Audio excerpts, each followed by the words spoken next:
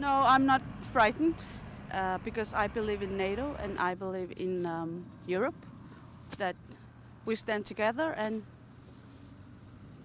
they have our back. So I've been thinking about that the most difference between us Greenlandic people and American people, that we can trust our politicians, that they are doing their best for our, not only for our country but for its people also.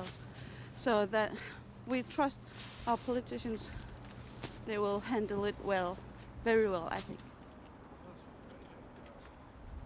Han vil gerne holde sig væk, fordi vi lever fredeligt her, uden noget, uden at være bekymret. Og det er for vores børns fremtid også. Så jeg har det fint uden ham. Det er Hans Ludvig Sip. Jeg kommer her fra Nuuk, og jeg bor her i Grønland. Og Grønland er ikke til salg. Og det der Trump, han siger noget, det er trusler. Det synes jeg er meget dårligt. Det synes... Hvis vi nu tror ham, Bidufik Tulle Abbas, han har den deroppe, det skal man være glad for.